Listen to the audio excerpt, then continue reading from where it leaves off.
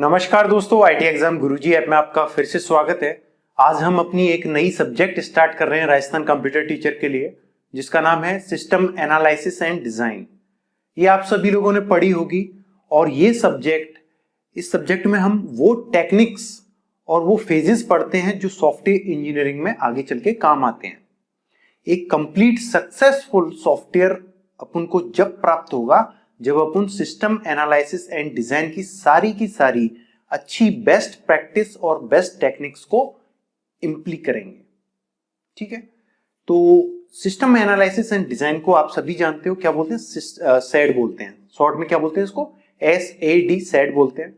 ठीक है, अब देखो इसकी डेफिनेशन बहुत अलग अलग जगह पर अलग अलग कचरे से बनी हुई डेफिनेशन है।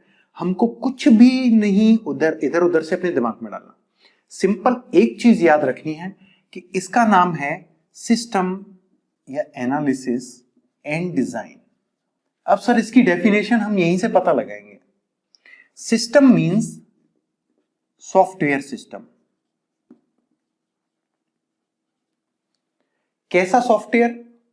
हो सकता है कि हम नया सॉफ्टवेयर बना रहे हैं, हो सकता है कि सॉफ्टवेयर कंपनी नया सॉफ्टवेयर बना रही है, या फिर कोई 5 साल पुराना सॉफ्टवेयर है उसको अपडेट करना है।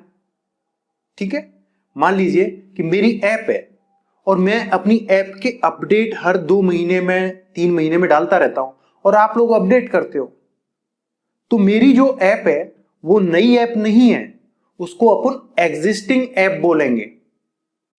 ऐसे ही जो पुराना सॉफ्टवेयर होगा हम उसको एग्जिस्टिंग सॉफ्टवेयर बोलेंगे।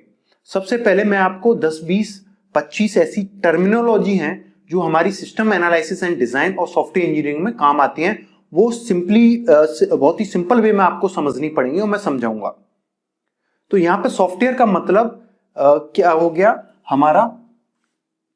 या तो एग्जिस्टिंग सिस्टम है, यानी एग्जिस्टिंग सॉफ्टवेयर है हमारा कोई पुराना, और उसको वो क्या करवाना है, कोई उसको क्या करवाना चाह रहा है? अपग्रेड करवाना चाह रहा है या अपडेट कराना चाह रहा है। मान लीजिए कि कोई कॉलेज है, JECRC कॉलेज है, मान लीजिए कौन सी कॉलेज? JECRC कॉलेज है। और इसने क्या किया? JECRC कॉलेज ने सोचा कि यार हम अटेंडेंस स्टूडेंट्स की बायोमेट्रिक से लगवाएं तो ऑटोमेटिक हमारे डेटाबेस में लग जाए अटेंडेंस। और सारे के सारे हजारों स्टूडेंट हैं, मान लीजिए लाखों स्टूडेंट हैं, उनके मिड टर्म्स के मार्क्स हैं, जो मिड टर्म्स होते रहते हैं बीच बीच में सेमेस्टर में, उनके जो मार्क्स हैं वो मार्कशीट है, वो प्रोफाइल में जाके उनकी में अपडेट हो जाए, हमें हाथ से कुछ भी नहीं करना पड़े। तो उन्होंने क्या किया? JECRC ने प्लानिंग किया कि हम एक सॉफ्टवेयर बनवाएंगे। उस सॉफ्टवेयर को अपन जानते हैं MIS नाम से, क्योंकि हर कॉलेज इसको यूज करती है। इसको मैनेजमेंट इंफॉर्मेशन सिस्टम कहते हैं। पर क्या JECRC ने बनाया ये MIS? नहीं, JECRC ने किसी सॉफ्टवेयर कंपनी से बनवाया। किससे बनवाया? सॉफ्टवेयर कंपनी से बनवाया। यहां पर JECRC क्या है? JECRC को हम क्या बोलेंगे? कोई ऑर्गेनाइजेशन बोलेंगे। क्या बोलेंगे? ऑर्गेनाइजेशन।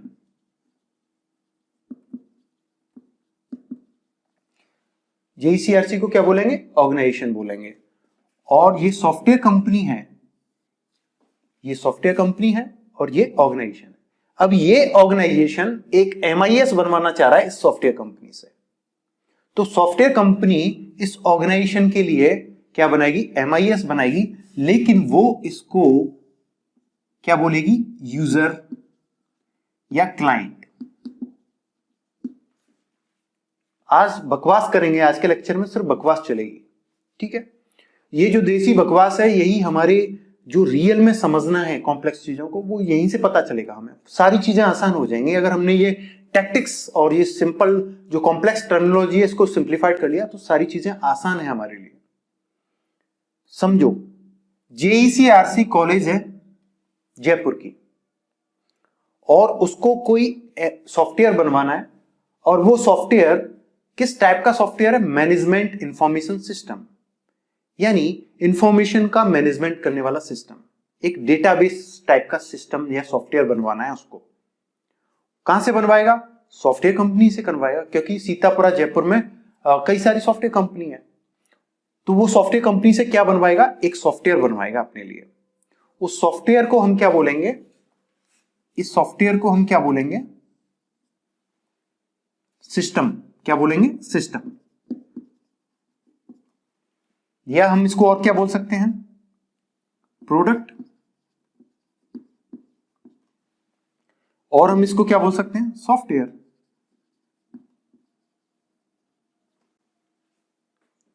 ये जेईसीआरसी है, इस ऑर्गेनाइजेशन इस सॉफ्टवेयर कंपनी के लिए जेईसीआरसी अब कौन है, जेईसीआरसी ने इस सॉफ्टवेयर कंपनी से एमआईएस बनवाना है जेईसीआरसी को।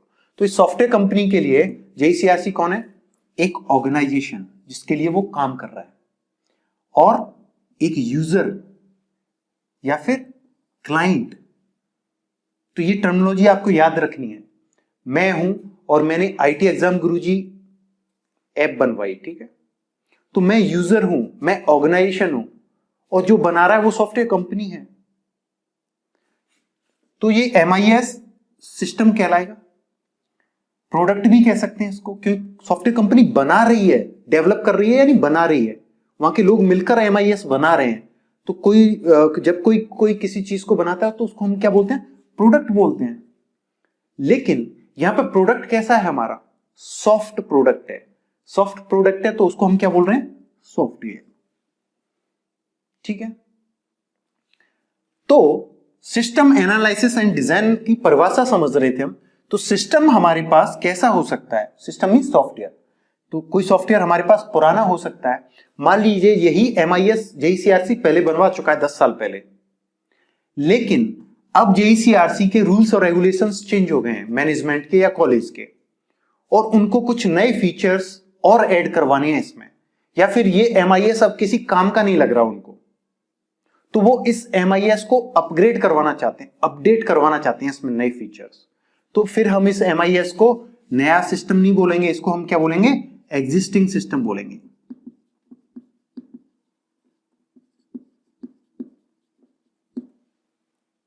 अगर नया एमआईएस बनेगा तो इस सॉफ्टवेयर कंपनी के लिए नया एमआईएस बनाने से पहले क्या कहलाएगा, प्रपोज्ड सिस्टम।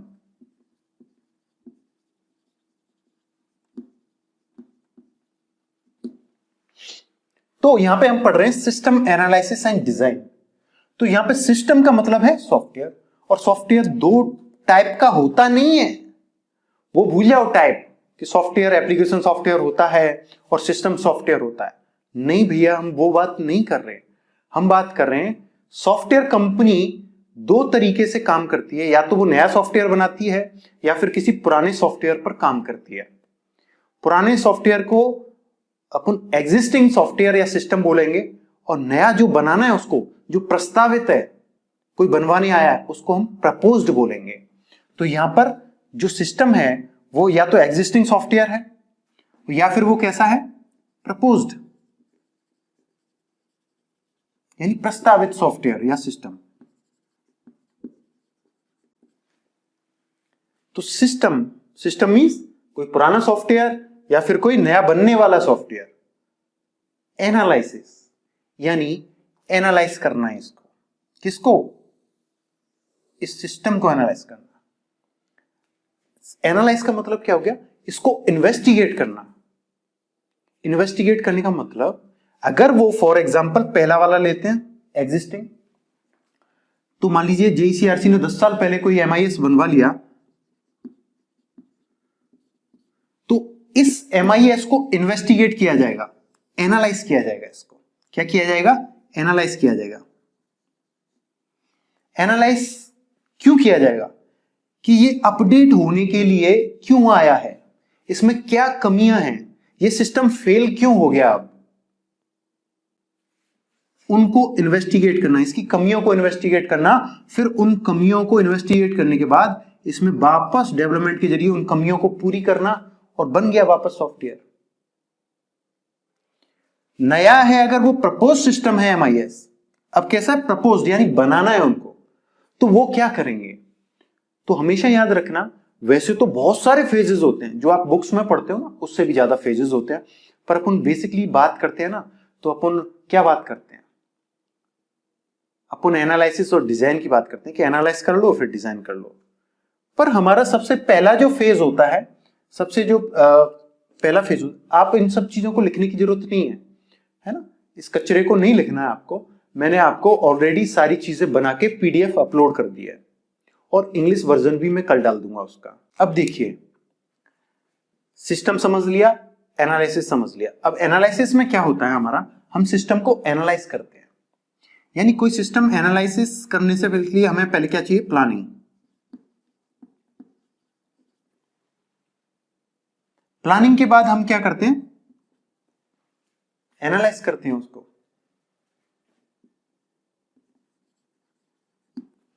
एनालाइज करने के बाद हम क्या करते हैं, डिजाइन करते हैं उसको। और डिजाइन के बाद हम क्या करते हैं, उसका डेवलपमेंट कर देते हैं। और डेवलपमेंट के बाद उसका हम क्या करते हैं, इंप्लीमेंटेशन कर देते हैं। यहीं तक पढ़ लो। वैसे इंप्लीमेंटेशन के बाद क्या होता है, एंड यूजर पे जाता है, एंड यूजर चेक करता है, उसको कोई कमी लगती है तो वापस पोस्ट इंप्लीमेंटेशन फेज में आता है, फिर जाता है यूजर के पास। तो यहां पे एंड यूजर पता है कौन है, जेईसीआरसी। याद रखना, एंड यूजर का मतलब जिस ऑर्गेनाइजेशन के लिए आप सॉफ्टवेयर बना रहे हो वो हमारे लिए एंड यूजर है। यानी मैंने आईटी एग्जाम गुरुजी ऐप बनवाया तो मैं सॉफ्टवेयर कंपनी से बनवाया, लेकिन उन सॉफ्टवेयर कंपनियों के लिए एंड यूजर मैं हूं और आप लोग हो, क्योंकि हम और आप ही आईटी एग्जाम गुरुजी को यूज करते हैं। तो जब मेरा एप्लीकेशन बन गया तो उन्होंने मुझे एप्लीकेशन दिया मेरा और पूछा कि आप इसको चेक करके बताइए। तो मैंने उनको 100 गलतियां बता दी, उनकी 100 कमियां बता दी। मैंने कहा नहीं यार, मुझे ऐसा चाहिए, इसमें ये फंक्शन तुमने यहाँ पे कर दिया, ये फंक्शन मुझे वहां चाहिए। तो वो वापस गया उनके पास, फिर उन्होंने 10 दिन वापस काम किया, यानी पोस्ट इंप्लीमेंटेशन किया उन्होंने, और फिर मेरे पास आया। फिर मैंने कहा एवरीथिंग इज ओके, मुझे पसंद आ गया, तो मैंने उसको पैसे दे दिए और मेरी ऐप बन गई। समझे? तो सबसे पहले जब मैंने उनसे बोला कि मेरी ऐप बना दो या मेरे लिए कोई सॉफ्टवेयर बना दो, तो वो क्या करेंगे, सबसे पहले प्लानिंग करेंगे। वो प्लानिंग करेंगे कि इतने टाइम में, इतने बजट में, और ये सारे फीचर्स कैसे दे पाए हम। वो मेरे साथ भी प्लानिंग करेंगे कि आपको कौन कौन से फीचर्स चाहिए। वो एनालाइज करेंगे, इन्वेस्टिगेट करेंगे, यानी फीचर्स को, प्लानिंग को, सारी चीजों को एनालाइज करेंगे। उसके बाद उसका ब्लूप्रिंट बनाएंगे, यानी डिजाइन बनाएंगे उसकी। फिर वो मुझे डिजाइन दिखाते हैं कि सर ये वाली डिजाइन ठीक है या ये वाली ठीक है, ऐसे फंक्शन ये यहां पे होना चाहिए, विजुअल ये यहां पे होना चाहिए। उसके बाद डेवलपमेंट होता है, उसका कोडिंग होती है, टेस्टिंग होती है, और फाइनली वो इंप्लीमेंट हो जाता है, यानी प्ले स्टोर पर अपलोड हो गई मेरी ऐप फाइनली। और मुझे लगा उसमें कोई कमियां हैं तो मैंने उनको कमियां बताई और वो वापस गई उनके पास और उन्होंने पोस्ट इंप्लीमेंटेशन कर दिया, फिर मुझे दे दिया। मैंने कहा एवरीथिंग इज ओके, बन गया मेरा सॉफ्टवेयर या ऐप जो भी था। तो सिस्टम का मतलब कोई एग्जिस्ट, हमेशा याद रखना सॉफ्टवेयर इंजीनियरिंग में सिस्टम मतलब कोई हार्डवेयर सिस्टम भी हो सकता है। सिस्टम हम यहाँ पे किसी ऑर्गेनाइजेशन और सॉफ्टवेयर कंपनी के एम्प्लॉइज तक को भी बोल सकते हैं सिस्टम, पर हम बेसिकली यहाँ पे बात कर रहे हैं सिस्टम का मतलब है हमारा सॉफ्टवेयर। और सिस्टम हमारा 2 टाइप का हो सकता है। सॉफ्टवेयर कंपनी के लिए हमेशा सिस्टम 2 टाइप का होता है, या तो कोई पुराना सॉफ्टवेयर है जिसको कोई अपडेट करवाने आया है, या फिर कोई नया सॉफ्टवेयर बनवाने आया है। पुराने वाले को एग्जिस्टिंग सिस्टम बोलेंगे, नए वाले को हम प्रपोज सिस्टम बोलेंगे। सॉफ्टवेयर कंपनी है, लेकिन जो बनवा रहा है उनसे सॉफ्टवेयर वो ऑर्गेनाइजेशन होगा या फिर एंड यूजर होगा उनके लिए। ठीक है? तो सिस्टम एनालिसिस एंड डिजाइन, यानी सिस्टम यानी एग्जिस्टिंग सिस्टम या प्रपोज सिस्टम को एनालाइज करना, फिर उसको डिजाइन करना, क्या कहलाता है? सिस्टम एनालिसिस एंड डिजाइन कहलाता है। बहुत ही सिंपल है ना? अब देखो, सिस्टम एनालिसिस एंड डिजाइन, इसको हम शॉर्ट में सैड भी कहते हैं, सबको पता है सैड कहते हैं। इस सब्जेक्ट की टेक्निक्स का यूज, इसमें हम बेस्ट प्रैक्टिसेस को सीखते हैं जो सॉफ्टवेयर इंजीनियरिंग में काम आती हैं। तो यहां पर इस सब्जेक्ट की टेक्नोलॉजीज का यूज हम सॉफ्टवेयर इंजीनियरिंग की फील्ड में किसी ऑर्गेनाइजेशन की प्रॉब्लम्स को सॉल्व करने के लिए, एक कंप्यूटर बेस्ड सॉफ्टवेयर सिस्टम बनाने की प्लानिंग करने के लिए करते हैं। अब जेईसीआरसी पे फिर से आ जाओ। जेईसीआरसी ये कॉलेज है और इसमें मान लीजिए 10K यानी 10,000 इसके स्टूडेंट हैं। और ये परेशान हो गए हैं। राहुल उसने कहा प्रेजेंट सर, प्रीति उसने कहा प्रेजेंट सर। तो इस तरीके से ये 10,000 की डेली अटेंडेंस लेना, और फिर इनका खर्चा भी हो रहा है रजिस्टर्स पे, पेन्स पे, और टाइम भी वेस्ट हो रहा है कॉलेज के स्टाफ का। अगर उन्होंने सोचा MIS बनवा लें, मैनेजमेंट इंफॉर्मेशन सिस्टम, तो हम हर क्लास के गेट पर एक बायोमेट्रिक मशीन लगवा देंगे। स्टूडेंट आएगा, अपना थंब लगाएगा, उसकी प्रेजेंट ऑटोमेटिक डेटाबेस में लग जाएगी। स्टूडेंट की फीस, वो भी जैसे उसने फीस जमा कराई वो भी किस में चली गई, उसमें चली गई MIS में। स्टूडेंट के जो एग्जाम्स हैं वो भी सारी डिटेल किस में चली गई, MIS में। तो ये तो बहुत आसान हो गया, यानी उस ऑर्गेनाइजेशन की प्रॉब्लम सॉल्व कर देगा अगर ये JECRC ऑर्गेनाइजेशन एक MIS बनवा लेगा। तो वही मैं यहां पे कह रहा हूं, इस सब्जेक्ट की टेक्निक्स का यूज हम सॉफ्टवेयर इंजीनियरिंग की फील्ड में करते हैं। किस लिए करते हैं, किसी ऑर्गेनाइजेशन की प्रॉब्लम्स को सॉल्व करने के लिए। यहां पे ऑर्गेनाइजेशन के पास प्रॉब्लम्स थी, ये वाली प्रॉब्लम, ये वाली प्रॉब्लम, ये वाली प्रॉब्लम, इनको सॉल्व किया जा सकता है अगर ये ऑर्गेनाइजेशन JECRC एक MIS बनवा लेगा अपने लिए, मैनेजमेंट इंफॉर्मेशन सिस्टम या सॉफ्टवेयर बनवा लेगा, तो इसकी ये प्रॉब्लम सॉल्व हो सकती है। लेकिन ये MIS बनाने के लिए हमें क्या चाहिए, हमें सिस्टम एनालिसिस एंड डिजाइन। हम अब सॉफ्टवेयर कंपनी की तरफ से सोच रहे हैं, हमें सिस्टम एनालिसिस एंड डिजाइन की टेक्निक्स पता होना चाहिए। ठीक है, हाँ। तो ऑर्गेनाइजेशन की प्रॉब्लम को सॉल्व करने के लिए एक कंप्यूटर बेस्ड सॉफ्टवेयर सिस्टम बनाने की प्लानिंग करने के लिए करते हैं। यहां सेड का यूज किसी प्रॉब्लम को डिफरेंट पॉसिबल वेज से सॉल्व करने के लिए किया जाता है। यहां पे क्या है, कोई प्रॉब्लम है, ये सिस्टम फेल हुआ है, तो हम इसके चौतरफा देखते हैं, सारी प्रॉब्लम्स को इन्वेस्टिगेट करते हैं कि ये सिस्टम पहला वाला फेल क्यों हुआ, है ना। फिर हम इन सारी प्रॉब्लम्स को देखने के बाद इसमें सबसे जो अच्छा मेथड होगा इन सारी प्रॉब्लम्स को फिक्स करने का, उसको इंप्लाई कर देंगे और ये हमारा ठीक हो जाएगा। ठीक है, तो इस तरीके से आज हमने पढ़ा सिस्टम एनालिसिस एंड डिजाइन क्या होता है। ठीक है, सिस्टम एनालिसिस एंड डिजाइन में फेजेस होते हैं जहां पर हम प्लानिंग करते हैं, एनालाइज करते हैं। कैसे करते हैं प्लानिंग एनालाइज, सर समझ में नहीं आ रहा। मुझे सॉफ्टवेयर बनवाना है, मैं सॉफ्टवेयर कंपनी गया, तो मैंने बताया कि मेरा बजट इतना है और मुझे ऐसा एक एप्लीकेशन बनवाना है। उन्होंने बताया कि इतने पैसे लगेंगे, और मान लो फाइनली हमारी पैसों पर बात बन गई। उसके बाद मैं उनको रिक्वायरमेंट बताऊंगा कि मुझे ये फंक्शंस चाहिए, ये फीचर्स चाहिए। तो वो सॉफ्टवेयर कंपनी वाले प्लानिंग करेंगे, एनालाइज करेंगे प्रॉब्लम्स को, कहां प्रॉब्लम आएगी, कैसे है, कैसे होगा ये, और मुझे पूरे प्रोजेक्ट में शामिल रखेंगे, यानी मैं यूजर हूं। अभी मान लो ये MIS JECRC ने 40 लाख रुपए का बनवाया। कितने का बनवाया, 40 लाख रुपए। और जब ये बन के आया तो JECRC के किसी काम का नहीं लग रहा है। JECRC को स्टाफ बहुत कंफ्यूज है, फंक्शन समझ में नहीं आ रहे, कुछ फीचर्स मिसिंग है। इन सारी चीजों से बचने के लिए वो क्या करते हैं, जब सॉफ्टवेयर बनाएंगे, इस MIS को बनाएंगे JECRC के लिए, तो JECRC से एक ट्रेनर को बुला लेंगे, वो जो आगे जाके JECRC के स्टाफ को MIS की ट्रेनिंग देगा, उसको बुलाएंगे और उसको हमेशा हर फेज में अपने साथ रखेंगे। क्यों रखेंगे, कोई कमी होगी तो वो बता देगा, नहीं सर हमें ऐसा नहीं, ऐसा चाहिए, ऐसा नहीं तो ऐसा।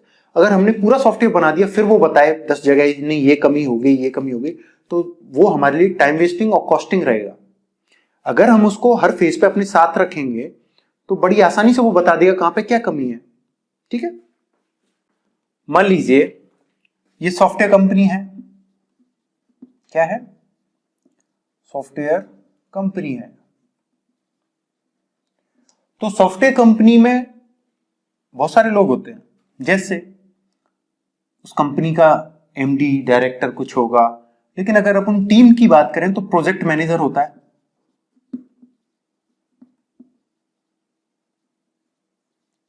ना। प्रोजेक्ट मैनेजर के अलावा हमारे डेवलपर्स होते हैं, है ना। Developers means programmers. अब डेवलपर्स होते हैं हमारे पास, उसके बाद हमारे पास क्या होते हैं, और टेस्टर्स होते हैं, जो सॉफ्टवेयर के अलग अलग मॉड्यूल को टेस्ट करते हैं, टेस्टिंग के सॉफ्टवेयर से, है ना। उसके बाद हमारे पास ग्राफिक्स डिजाइनर्स होते हैं,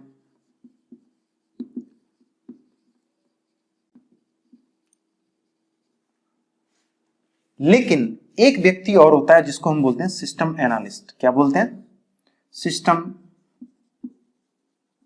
एनालिस्ट। ये भी पोस्ट होती है सॉफ्टवेयर कंपनी में। अब कोई सॉफ्टवेयर बनाना है तो उस सॉफ्टवेयर को बनाने से लेके और एंड तक सक्सेसफुली डिलीवर करने तक इसका हाथ रहेगा। ये हर चीज को मॉनिटरिंग करेगा, हर चीज की प्लानिंग करेगा, है ना, ब्लूप्रिंट तैयार करवाएगा, ये इंप्लीमेंट करवाएगा सारी चीजों को। तो ये जो व्यक्ति है इसको अपन सिस्टम एनालिस्ट बोल रहे हैं ना, ये सॉफ्टवेयर कंपनी में होता है और ये इन सबके साथ मिलकर काम करता है। किसके साथ? इनके साथ भी, इनके साथ भी, इनके साथ भी, इनके साथ भी, और किसके साथ काम करता है? जिसके लिए सॉफ्टवेयर बना रहे हैं उसके रिप्रेजेंटेटिव के साथ, एंड यूजर के साथ। यानी जिस कंपनी के लिए कोई बनवा रहा है उससे बोल देते हैं भैया तू हमारे साथ ही रहना कुछ दिन, जो कोई कमी लगे तो साथ ही साथ बताते चलना, ठीक है। तो ये जो सिस्टम एनालिस्ट है ये इन सबके साथ मिलकर काम करता है। कोई नया प्रोजेक्ट बनाना है तो उस प्रोजेक्ट को बनाने के लिए हमें क्या करना पड़ता है? पहले इसको प्लानिंग करना पड़ेगा। प्लानिंग करने के बाद इसको एनालाइज करना पड़ेगा उस सिस्टम को। एनालाइज करने के बाद उसको क्या करना पड़ेगा? डिजाइन करना पड़ेगा। डिजाइन करने के बाद, है ना, पर ये एक ब्लूप्रिंट बनाएगा। डिजाइन के बाद डिजाइन में अपन प्लस कर देते हैं डेवलपमेंट को, ठीक है, और उसके बाद इंप्लीमेंटेशन में चला जाएगा। बन गया सॉफ्टवेयर। तो सॉफ्टवेयर बनाने से पहले प्लानिंग की इसने, सारी चीजों को, रिक्वायरमेंट वगैरह को, कमियों को एनालाइज किया और फिर इसके सुपरविजन में, यानी ये इसकी देखरेख में ही डिजाइन और डेवलपमेंट चला, क्योंकि इसने प्लानिंग की है।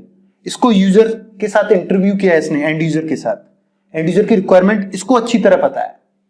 तो ये एनालाइज करने के बाद इनको मॉनिटर भी करेगा और फाइनली इंप्लीमेंटेशन हो जाएगा। तो इन फेजेस में अपना जो एनालिस्ट है और ये एंड यूजर है, ये दोनों हर फेज में रहेंगे।